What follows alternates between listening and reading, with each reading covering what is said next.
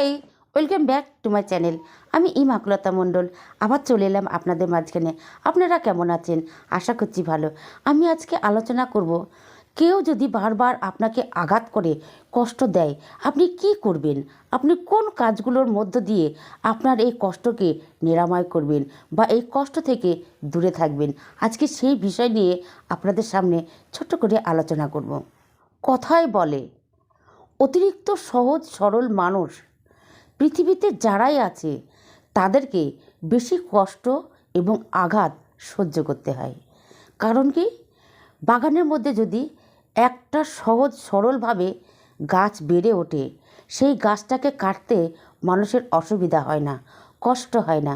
কিন্তু একটা কঠিন একটা গাছ যদি থাকে তাহলে তাকে কাটতে মানুষের কষ্ট হয়, কারণ সেই বাঁকা গাছটা টেনে বার করতে মানুষের অনেক কষ্ট হয়। তেমনি সহজ মানুষ সরল মানুষকে কাটতে বা আঘাত করতে মানুষের দ্বিধাবোধ হয় না, অনায়াসে তাকে আঘাত করেই যায়, তাকে কষ্ট দিয়েই যায়। এটাই তো মানুষের নীতি। ভালো মানুষ হলে সবসময় কষ্ট ভোগ করতে হবে।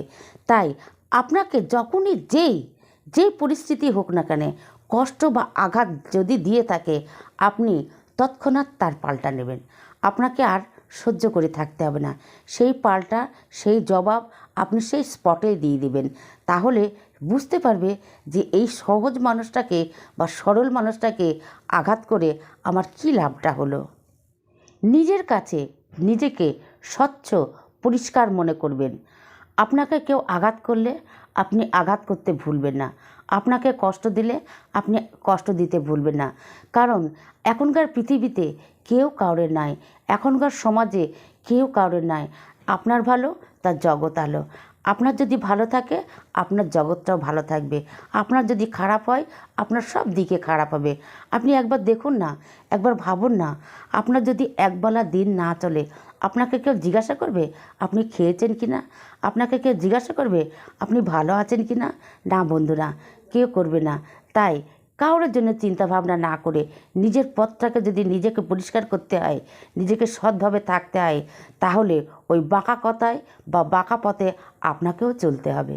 নিজের বিবেককে নিজের মনকে শান্ত করে আপনি গভীরভাবে চিন্তা করুন যে আপনি কি করবেন, কোন পথ আপনি বেছে নেবেন, ভালো না মন্দ। আপনি ভাবুন তো, পৃথিবীতে কোন মানুষটা নেই যে মিথ্যা কথা বলে না? আজকালকার দুনিয়ায় মিথ্যা কথা বলে না এমন মানুষ দেখা অমিল। সবাই মিথ্যা কথা বলে। পরিস্থিতি বুঝে নিজের পিঠ বাঁচাতে গেলে সবাইকে মিথ্যার আশ্রয় নিতে হয়। তাই মিথ্যা যদি বলে সেই মিথ্যার কোনো ক্ষমা হয় না। একই ভুল বারবার করলে সেই ভুলের ক্ষমা হয় না, কিন্তু ক্ষমা করতে হবে। কারণ আমরা মানুষ, আমরা ঈশ্বরের সৃষ্টি, শ্রেষ্ঠ প্রাণী। তাই আমাদের মনের মধ্যে, আমাদেরকে হৃদয়ের মধ্যে ঈশ্বরের সে ক্ষমা আমাদের দিয়েছে। তাই আমরা মানুষকে ক্ষমা করব। স্বয়ং ঈশ্বর মানুষকে বা মানব জাতিকে বোধ, শক্তি, বিবেক এগুলো দিয়েছেন।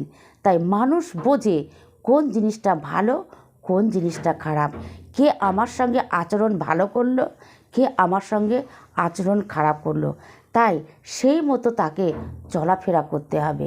মানুষের মনে কখনো আঘাত দিয়ে কথা বলতে নেই, মানুষের মনে কখনো কষ্ট দিয়ে কথা বলতে নেই। আপনাকে কাউরের ভালো লাগুক বা না লাগুক, আপনাকে সবসময় নিজের মতন চলাফেরা করতে হবে।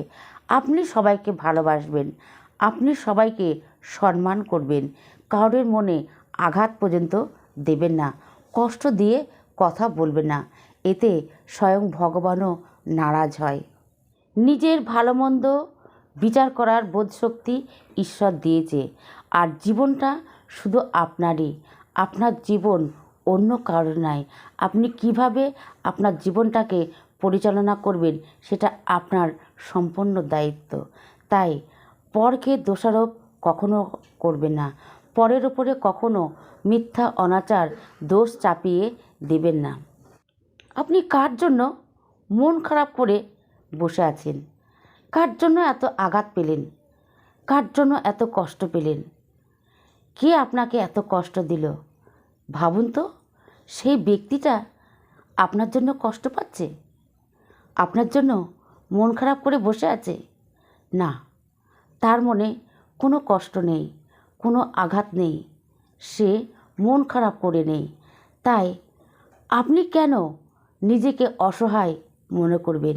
আপনি কেন নিজেকে ছোট মনে করবেন? আপনি কেন নিজেকে নগণ্য মনে করবেন? আপনিও তো ভালো থাকতে পারেন। বন্ধুরা, কেউ কাউরের জন্য দিন সময় আটকিয়ে রাখতে পারে না। আপনার সময় আপনার কাছে, আপনার ভালো আপনার কাছে। করুক না, অশান্তি করুক, ঝই ঝগড়া করুক, আপনাকে গালাগালি দিক, আঘাত করুক, কষ্ট দিক, আপনি তার প্রতিবাদ করবেন না। দেখবেন একদিন না একদিন এই কষ্ট দিতে দিতে সে নিজে থেকেই তার মনের মধ্যে থেকে পরিবর্তন এসে যাবে। আপনি যখন কোনো প্রতিবাদ করবেন না, অটোমেটিক সে পরিবর্তন হয়ে যাবে এবং আপনাকে বা আপনার কাছে এসে ক্ষমা চাইবে। সে নিজের ভুল নিজেই বুঝতে পারবে। কখনো আপনি নিজেকে ভেঙে মুচড়ে ফেলবেন না, কারণ ওই যে বললাম, জীবনটা আপনার। আপনি কার জন্য কী করবেন? এই রকম ভেঙে চুরে মুচড়ে ফেললে হবে না, কারণ জীবনটা আপনার। কেউ আপনার মূল্য দিক বা না দিক, আপনি জানেন আপনি কেমন ধরনের মানুষ। তাই আপনি কিন্তু অপরকে মূল্যায়ন করতে ভুলবেন না, অপরকে শ্রদ্ধা করতে ভুলবেন না, ভালোবাসতে ভুলবেন না। অপরকে মূল্য দিন, অপরকে মূল্যায়ন করুন। আপনাকে কেউ করুক না করুক সেটা আপনার দেখার দরকার নেই। আপনি আপনার জায়গাতে অটুট স্থির থাকুন, তাহলে জীবনের সাকসেস আপনি নিজেও আনতে পারবেন।